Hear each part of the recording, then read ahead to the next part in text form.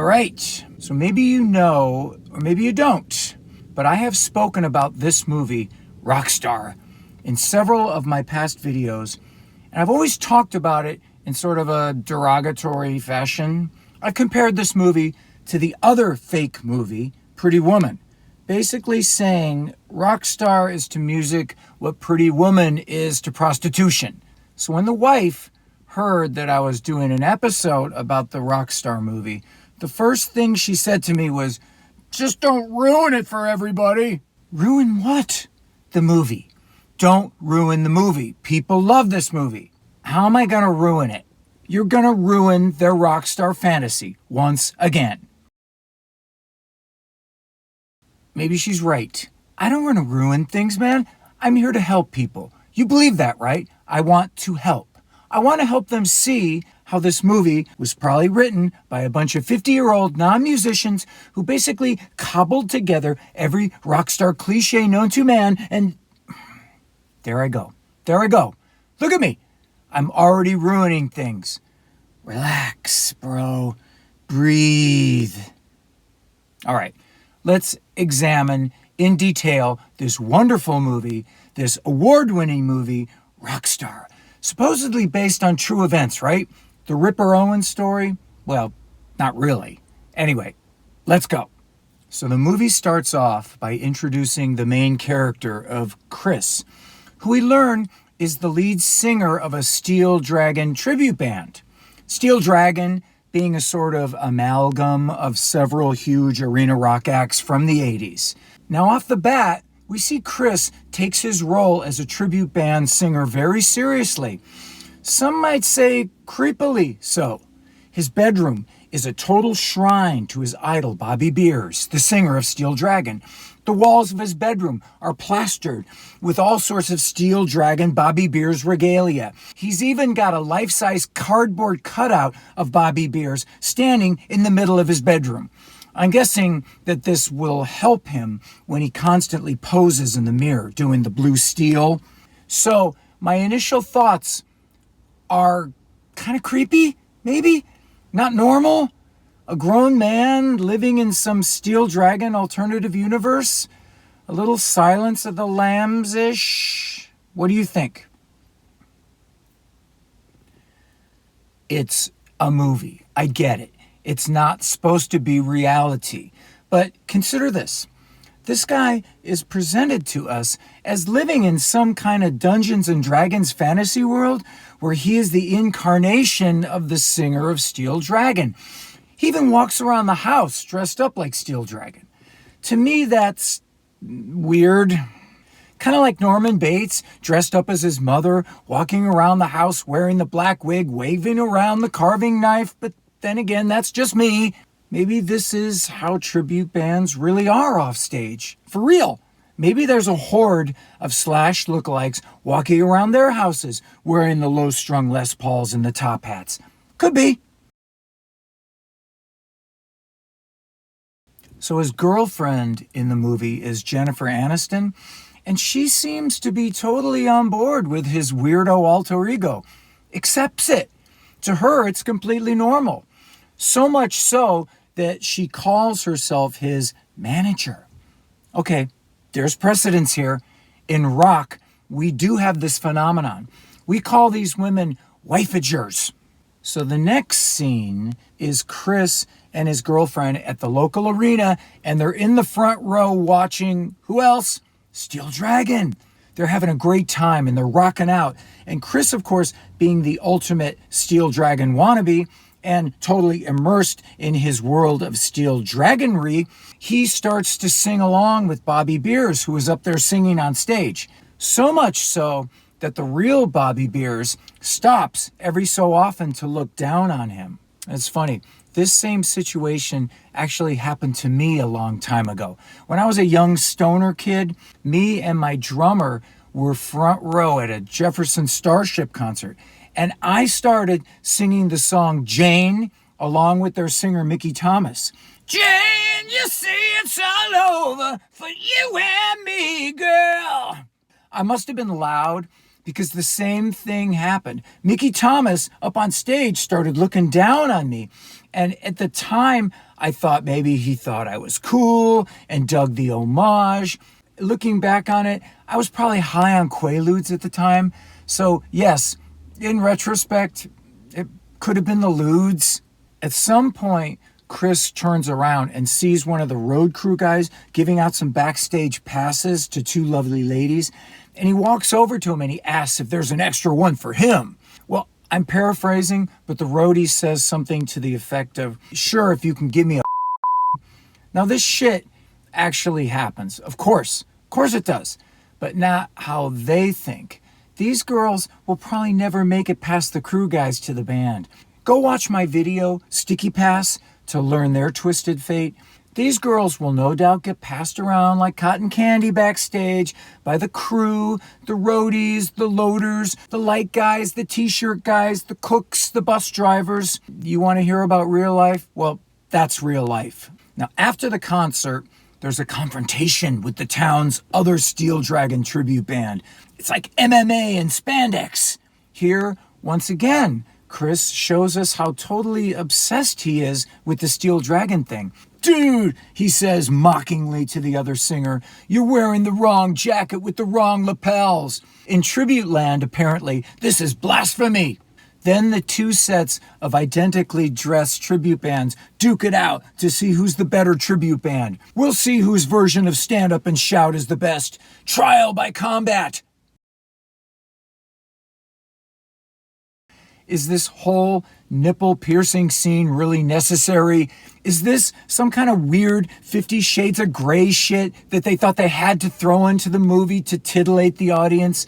With the candles and the soft music and the ice rolling over the nipple in super slow-mo. I can tell you, as a guy who's had several piercings, including my nipple, that there is nothing sexy about it. In fact, it actually fucking hurts. It is painful. This horrible scene right out of a low-budget porno flick, I am gonna banish to the phantom zone of history. Begone, I say! Next up is Chris's Steel Dragon tribute concert, where the band kind of falls apart.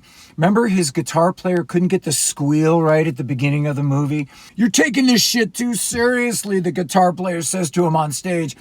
Yeah, obsessive, compulsive, almost to the point of being like Rain Man. The argument keeps getting heated on stage. And then the two guys actually start fighting on stage until the waifager gets on the mic. Yeah, that's right. This is more Yoko than Yoko. All right, I'm going to skip ahead a bit. Let's examine the scene where Chris gets the call from the bass player of Steel Dragon for his audition. At the time, he thinks it's a hoax from one of his buddies and hangs up the phone. Now, something like this actually happened to me once in 1988. For some reason, I was at my old house, my parents' house. I forgot why I was there, but, maybe because I was broke and wanted a free meal. Anyway, I was there, and the phone rang, so I answered it. Hey, is this Jizzy? Yeah, who's this? This is Barry Squire from Warner Brothers Records. Right? Is this a joke? I almost hung up. You're a hard man to get a hold of, he said. I am? Of course, this was before cell phones, mind you. So what's up? I asked the guy. Well, Steve Stevens is looking for a singer for his new band Atomic Playboys, and your name came up. Steve Stevens from Billy Idol? That's Steve Stevens? So, before we go on, I have to ask, this might sound strange, but how tall are you? How tall? Yes, how tall are you? 6 feet. I'm 6 feet tall. Ooh, that's a bummer, he said to me. That's really not what we're looking for. And he made a little bit more small talk with me, and then he hung up the phone. And I sat there for a second just going, did this just happen? Did I just lose out on an audition for a band signed to Warner Brothers because I was too tall?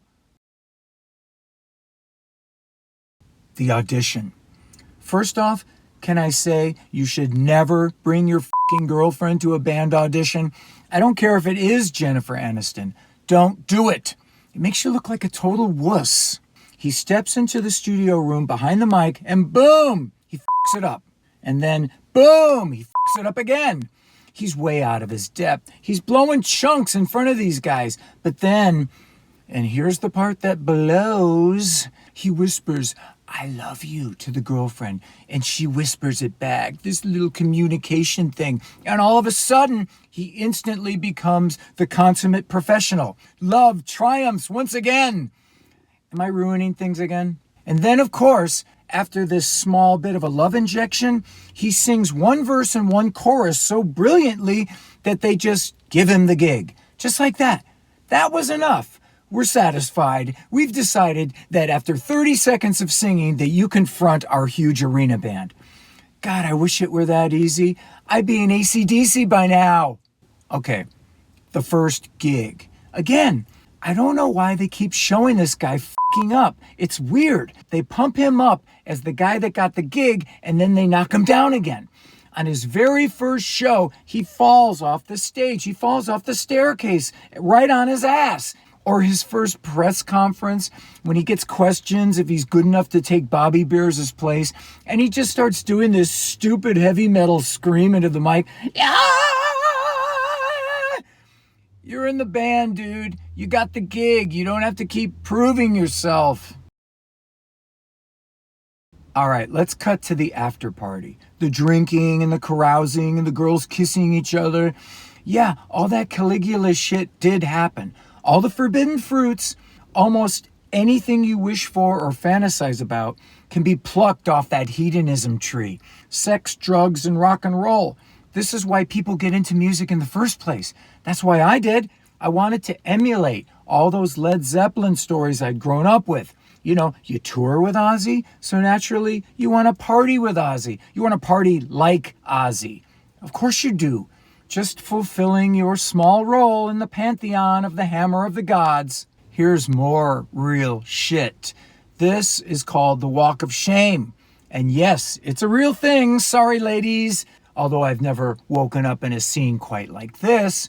Now, if you notice, all the men are clothed and all the women are bare-breasted. Again, some writer's fantasy of what a rock and roll after party must look like. Everyone posed like a Rembrandt painting. The bright light of morning always brings with it the walk of shame. Party's over, time to go, ladies. Okay, now we have to discuss the famous scene where the girlfriend meets the other wives and girlfriends. You know, the ones that travel in the limo behind the band's bus. Yeah, again, this is a scene totally cooked up in the minds of the writers who have never ever dealt with real rock wives. Real rock wives would never let themselves be relegated to the back of a car like baggage. Not likely. He's a rock star now. You have to treat him different. The normal rules don't apply. Well, they are right on that count. At that time, before the internet, you could get away with murder. Then came message boards and metal sludge, and the world became like a giant TV screen for the show Cheaters. Fast forward again, and we see Chris, now called Izzy, totally immersed in the rock star lifestyle. Girls are lined up to bang him, in a queue no less. And here come the cliches like rapid fire. Driving the motorcycle through the hotel corridor, the TV thrown off the balcony, all the shit taken from the annals of The Who and Led Zeppelin. You know, I guess this shit really did happen, but just so you know, there was always a bill from the hotel at the end of the day. Times have changed. Now you can't even smoke in your hotel room without getting fined. So then Jennifer Aniston shows up at the hotel. You know, is she still his manager? I don't think so. And Chris doesn't even know what town he's in. He doesn't even know where he is. I hate to say this, but that part is totally true. You know, when you're on the road for months at a time on a tour bus, there's nothing to distinguish one city from the next. It's all a blur. Is that a good thing or a bad thing? I don't know. It just is a thing. The Batmobile? Really? The blood exchanging scene in the backstage area. This scene ranks with the ice nipple piercing and the fucking Batmobile as totally unreal, totally conjured up in the twisted minds of the writers. Ruining things again, Jizzo? Well, come on. This is just stupid. Somebody remembered that Keith Richards was supposed to have changed his blood 100 years ago, so they added it in. But you see, Keith Richards did it in some clinic in Switzerland, and here Jason Bonham is in a hospital bed getting his blood exchanged backstage. It's funny, but I was just at M3 and I never saw anything like this. Gentlemen, take this scene and shove it. Now we start to see Chris becoming disillusioned with his new life. The slow realization that the sex, drugs, and the rock and roll lifestyle ain't all it's cracked up to be. Be careful what you wish for, something like that. You see, all these things, the trappings, the booze, the women, it only consumes you if you let it. As a musician, you have the total freedom to get f***ed up all day and night if you want to. You have that freedom.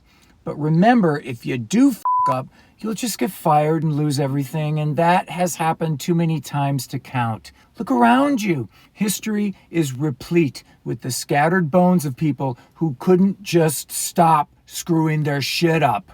Okay, here's Chris handing out the lyric folders to the other band members. Look at the looks on their faces. For some reason, I don't know why, but the writers have to keep making him look stupid.